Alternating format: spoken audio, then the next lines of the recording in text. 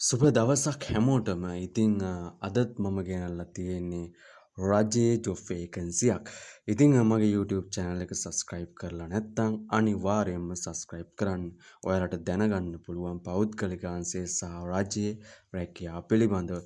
ඉතිං මෙම රජයේ රැකියාව තමා කෘෂිකර්ම හා පාංශු සම්පත් ඉඩම් හා වාරි මාර්ග අමාත්‍යාංශයේ ජාතික පශු සම්පත් සංවර්ධන මණ්ඩලය. එතකොට ඇබෑර්තු තියෙනවා 3ක්. ඒ තමා ශ්‍රේෂ්ඨ පශු සම්පත් සහකාර 20ක් ඕනේ. ඒ වගේම රියදුරු 10ක් ඕනේ. ට්‍රැක්ටර් රථ ක්‍රියාකරුවන් 10ක් ඕනේ. ඉතින් වේකන්සි 40ක් තියෙනවා. සුදුසුකම් තියෙන අයට මේ සඳහා ඇප්ලයි කරන්න පුළුවන්.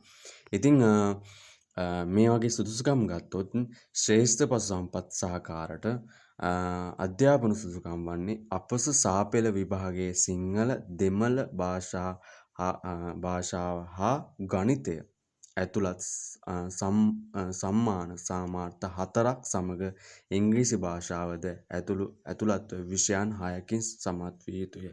එතකොට අපොස උසස් පෙළ විභාගයේ විෂයන් 3කින් සමත් විය පොදු ප්‍රශ්න පත්‍රය හා ඉංග්‍රීසි විෂය ප්‍රශ්න පත්‍රය හැර. එතකොට අවුරුදු 18 නොඅඩු විය යුතු අතර 45ට නොවැඩි විය යුතුය.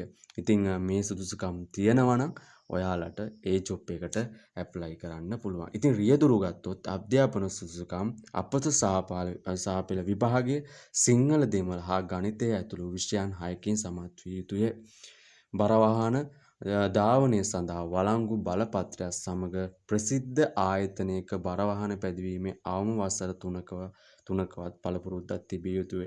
එතකොට වයස් සීමාව වෙන්නේ 18ට නොඅඩු විය යුතු අතර 45ට නොවැඩි විය යුතුය.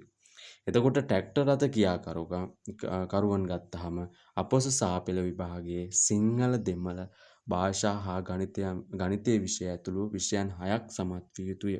බර වාහන ධාවනය සඳහා වළංගු බලපත්‍රයක් සමග ප්‍රසිද්ධ ආයතනයක බර වාහන පැදවීම අවම වසර 3ක්වත් පළපුරුද්දක් තිබිය යුතුය. එතකොට අවුරුදු 18ට නොඅඩු විය යුතුය අතර 45කට නොවැඩි විය යුතුය. එතකොට මෙන්න මෙහෙම තමයි තියෙන සුදුසුකම්.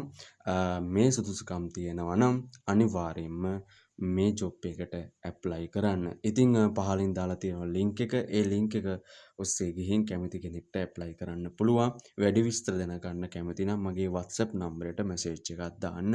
ඉතින් මගේ YouTube channel එක subscribe කරන්න අනිවාර්යයෙන්ම. ඊට පස්සේ ඔයාලට තවත් ජොබ් වේකන්සි පිළිබඳව දැනගන්න පුළුවන්. එහෙනම් මං ගෙන් එන්න හැමෝටම සුබ දවසක්.